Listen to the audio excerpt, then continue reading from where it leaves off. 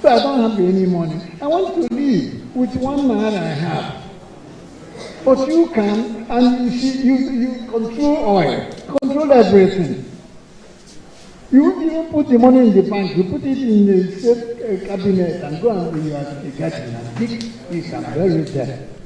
It won't go into the bank. So you comes out of the money, you keep on distributing money, rank at it.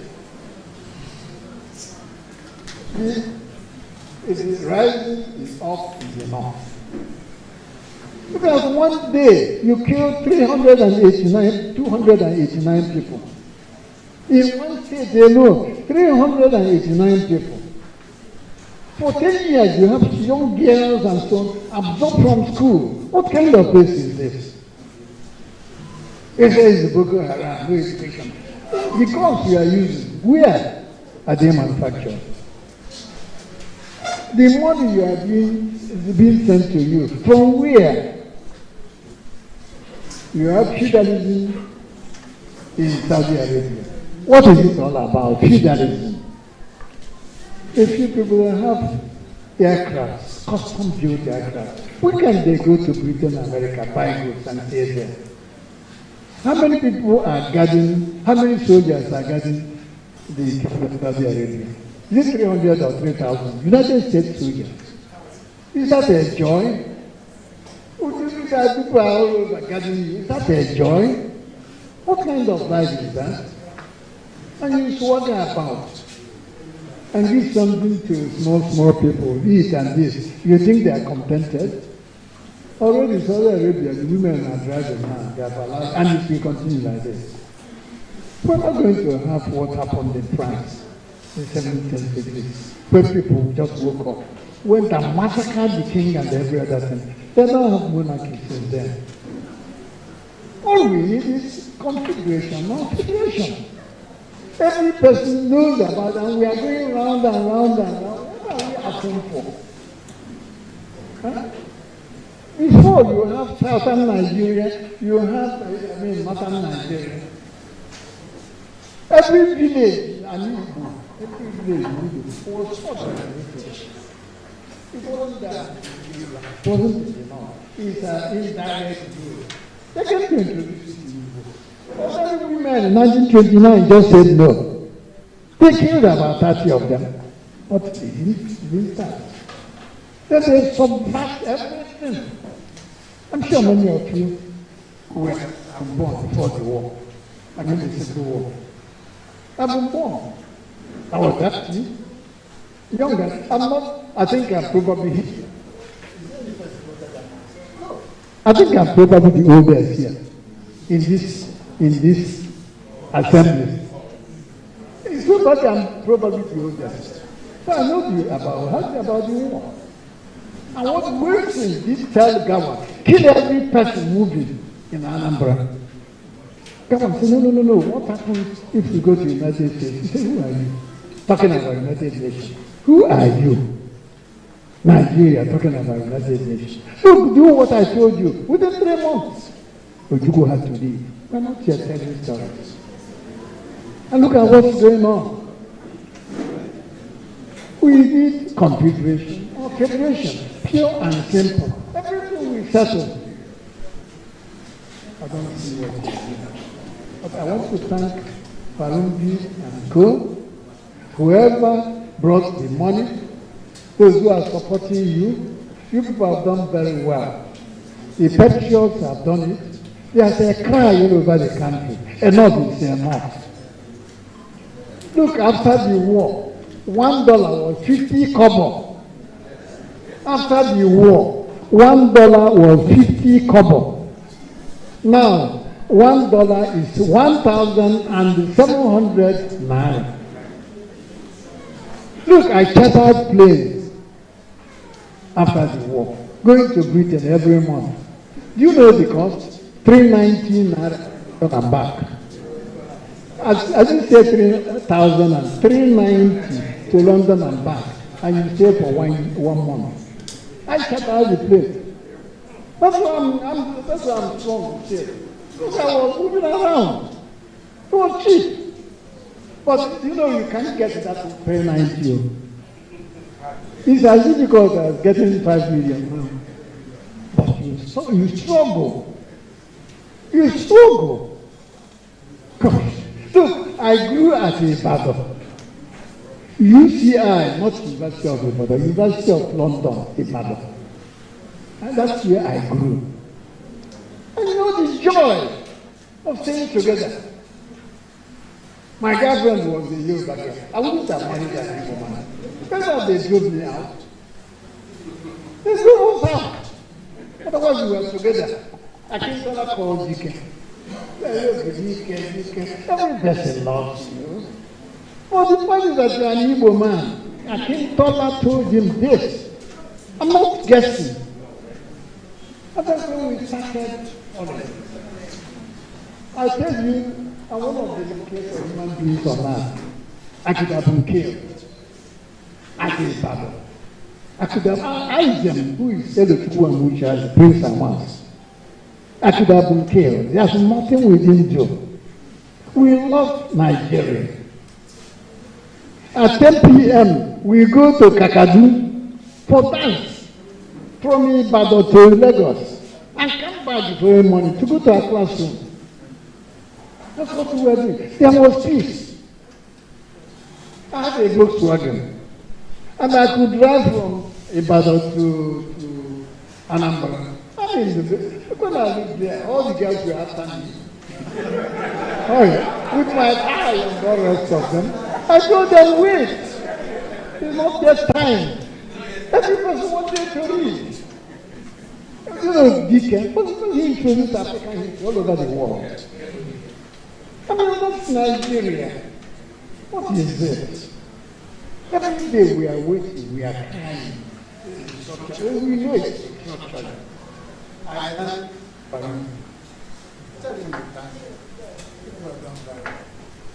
didn't invite the government. He should have been here. And the public servant should have been here. I know you party we have agreed on that, but more people should have been here. What is it? Telling you before, the revolution, violent things you are talking about, the revolution is on the way. Let's watch what happens in 5 minutes' time. Thank you very much.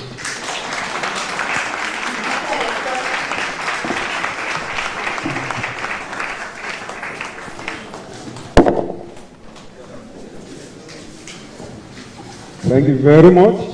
Please, can we have a standing occasion for our keynote speaker, Emeritus Professor Amit Jackson. Thank you very much. He derived a lot of inspiration from what he said. One thing I find very interesting in the submission of Prof is that you can see that his advocacy coincides with that of the chairman, who also talked about confederation. Something that is worthy of consideration. Of course, it will be part of the community. I can assure you of that. The community committee have whispered that into my ear. Now, we said that because of time, because we started relatively late, we are going to fast-track things. Therefore, I'll call on the next speaker who will come on and probably, although probably Abanta now was seated, we will appreciate it if the thing can be abridged to just about 30 minutes so that we'll have time for contributions, observations, and questions thereafter. Therefore, Professor Igwe, I have the pleasure and honor to invite you to the podium. Structuring a symmetric federalism for Nigeria. That's the title of his submission that we are waiting for. Thank you, sir. Mr. Chairman, you're welcome. Members of everybody here. Okay. I will attract it, but I was giving you 1 hour in the paper.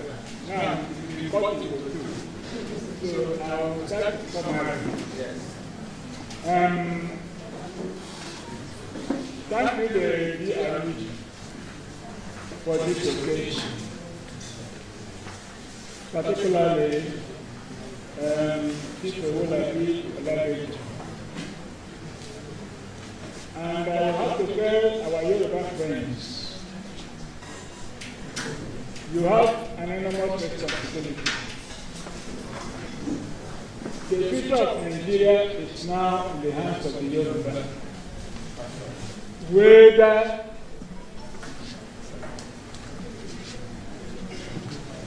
Whether they support Tinubu or do not support Tinubu. But from various perspectives, many believe that Yoruba as a nation, they have a crucial role to play on the direction that Nigeria will go. I will first of all thank the President of the Federal Republic. Take our thanks to him for stopping the non-gunmen, government-sponsored killings in the East and funding by the federal government of the last president who came to kill the Easterners. Now, we are happy that Tinubu has stopped that. So thank him for that. That's all we were asking for. That government should not orchestrate war against its own people. There are criminals everywhere. From north to south to east to west to center. Government itself should not be criminalized. Governments, don't do that. Don't orchestrate insecurity so that we isolate the local criminals and deal with them.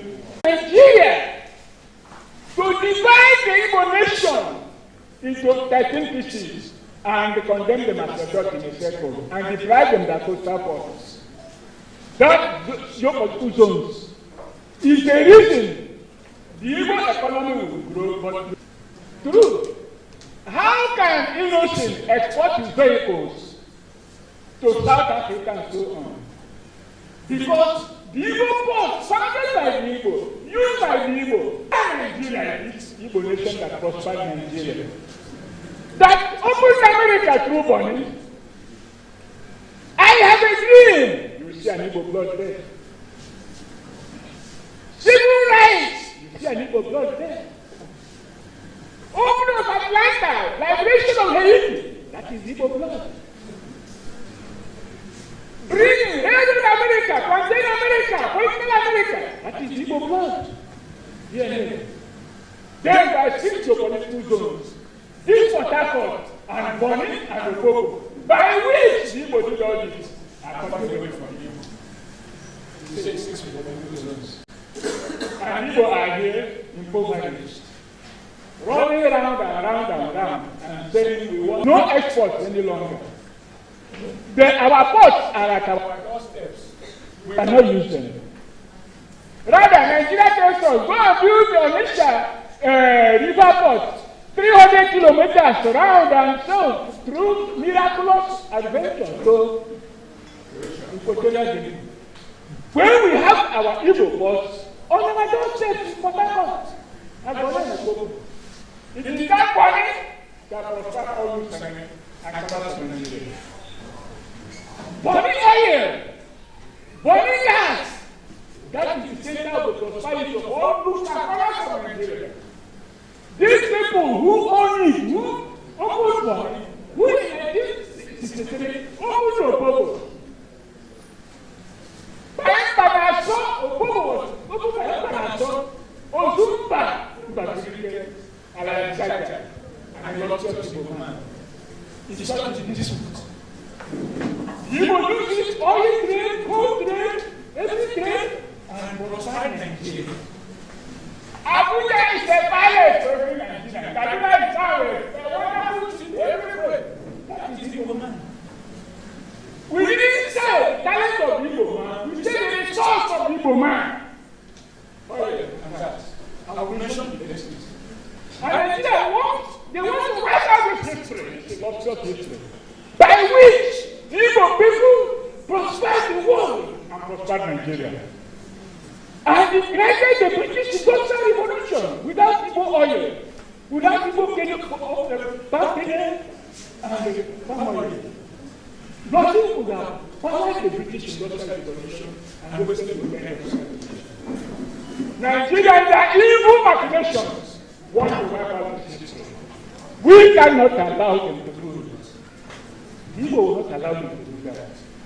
They will need to continue fighting wars in order to eradicate every evil man before we allow Nigeria to wipe out this illustrious history by which evil man brought civil rights to America, liberated Haiti, liberated the Caribbean, brought democracy to the world.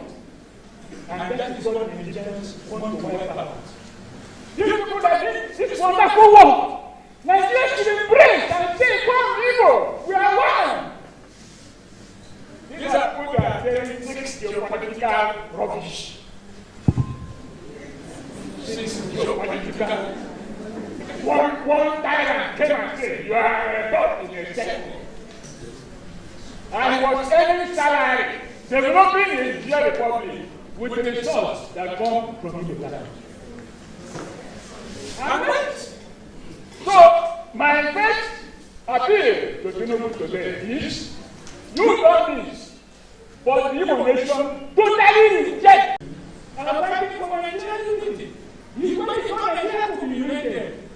And make no promises that he should have met. But what Tinubu was treated as a king in words by Nigeria. Ojukwu took over and started lifting himself and Ologo.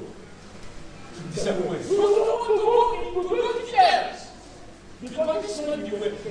Because Ologo stood for a just cause. Let's think about what happened in the world, what happened in the night, has done with the night. So, we don't want things to political solutions. As presently, the only thing to political solutions that Igbo people will accept is give us back our coastal force. But Harcourt, Bonano, which is the basis of American prosperity.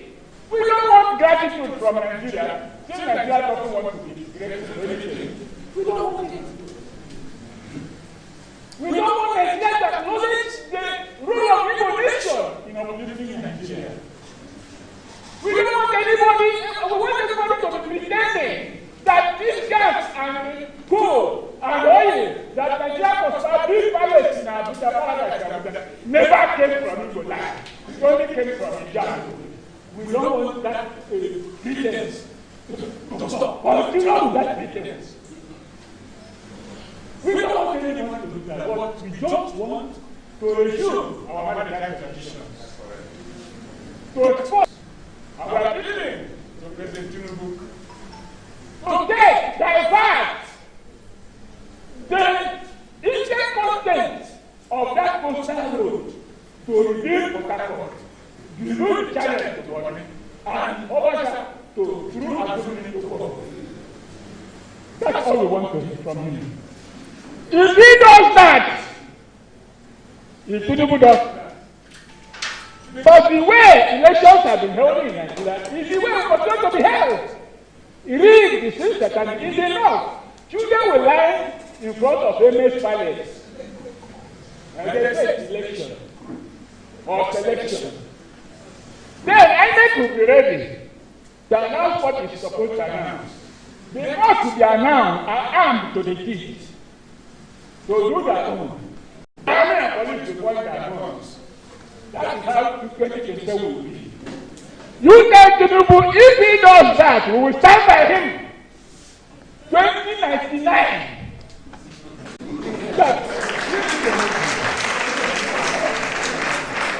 If he does proper restructuring and allow the Igbo, this particular people hand and Igbo leg and Igbo head, and say, you are not in a circle, that we don't want it any longer. Yes. That if he leaves the Igbo land, originally, as it is, contribute to the coast, and that will help Lagos. We are grateful. Igbo people are grateful for being accommodated in Lagos. But Lagos is finding it very confident to continue to do so. Lagos is, we are grateful. Four of my young daughters, not directly, are married to Yoruba people. They are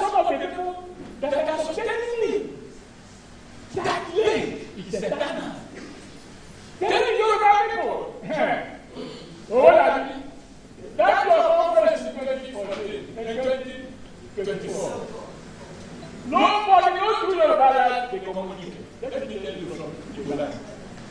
The cast of Yoruba elders didn't like that to communicate. My master and my leader, Professor Kintore, leader of the Yoruba nation, didn't like that to communicate. The people that matter, you can, my personal friend, would not have liked that to communicate. That communicate is a communique targeted at the opinions of Fakohunda, Dr. Fakohunda, whose opinion on restructuring is contrary to what it should be. So don't use that communique. The truth you find here is the truth you will take. There is no restructuring in Yoruba that Yoruba would like than giving them back Kwara State and Okun in Kogi and aspects of the Bini that belong to the Yoruba. So any communique that doesn't unite the Yoruba people and concern part of the Yoruba enslavement is not Yoruba agenda. We know that. Any communique, any restructuring that does not restore Hausa paramountcy in Hausa land. And this is very useful to the Fulani. Because our Fulani are our brothers. Provided they understand that they are our brothers. And the only solution to this Hausa Fulani issue is the solution.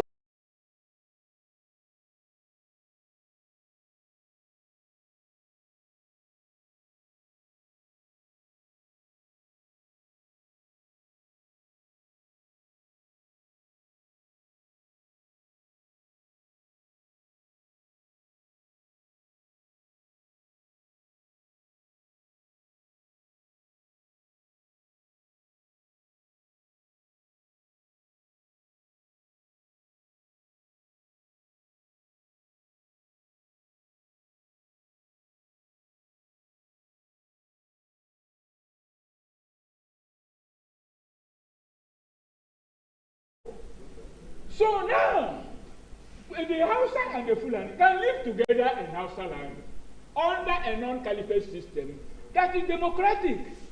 They are intermarried. They are diffused.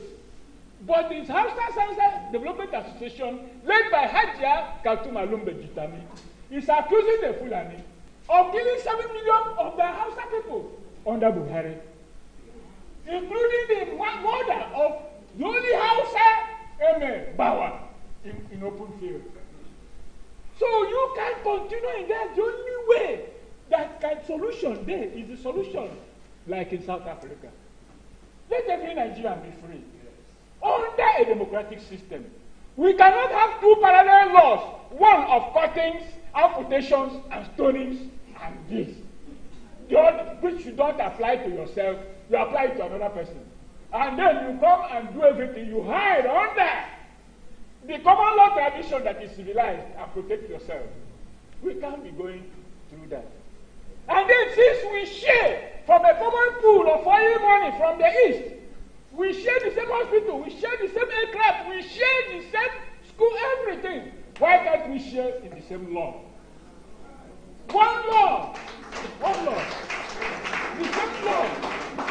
See, if Nigeria is governed by the same law, it makes use of business possible. The same law you meet in Enugu State is the same law you meet in Kontagora. The same law in Lagos governs activity in Calabar, and so on and so forth. So I'm being given 30 minutes. That's why I'm summarizing whatever I'm saying here. So now, there is something I will tell this body. In the Niger Delta, it is Igbo nation that opened the Niger Delta.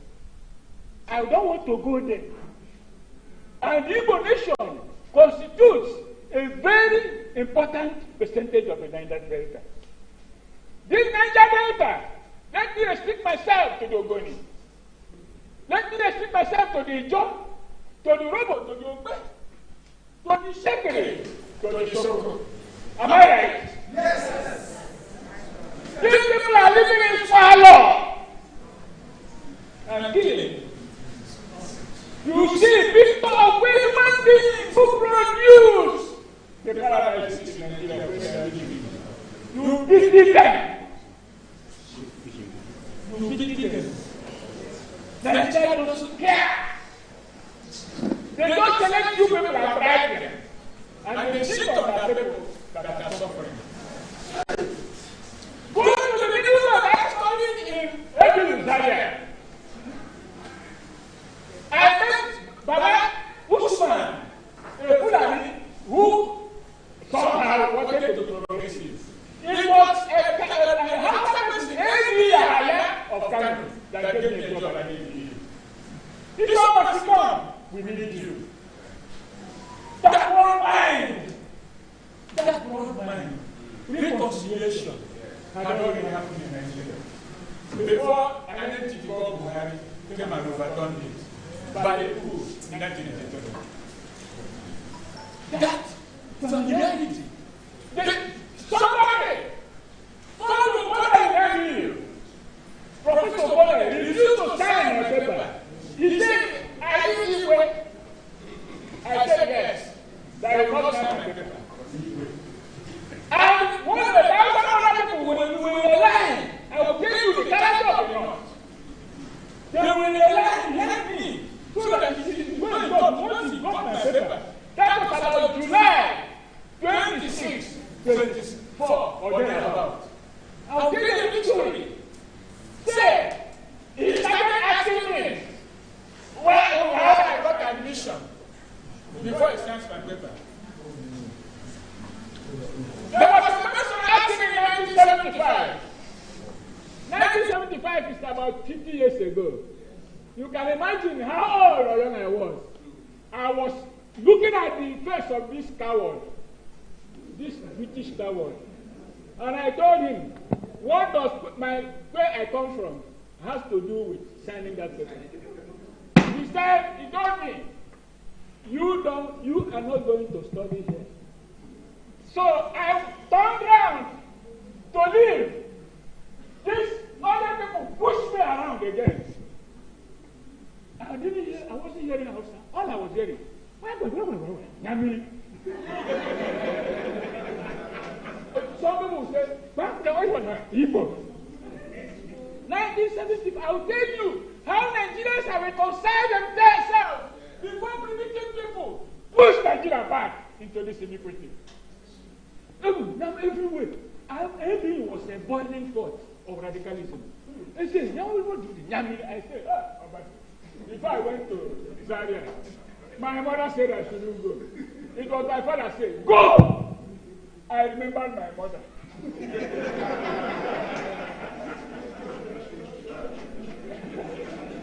I said, so I'm not being sacrificed again. The only son of the parents. I didn't know that these people speaking that language were on my side. I didn't know that what they were saying is, except he signed the Namiri paper, that this man will not leave that office, that they will deal with him. I never knew. All I was saying, with sweat, starting covering my body.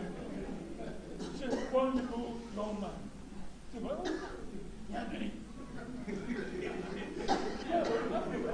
Igbo. So, the whole place got heated up. Heated up.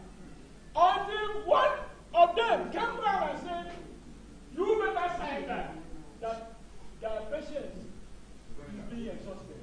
Reported at this entity from Wales in England called Professor Connell.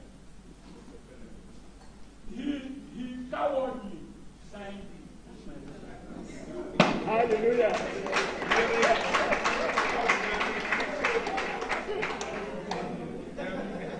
They started shouting every morning. That was how I got famous at ABU. Remember I said 26, 27 or thereabout July 1975. 29 July 1975. Green. Arise, oh God. Nigeria.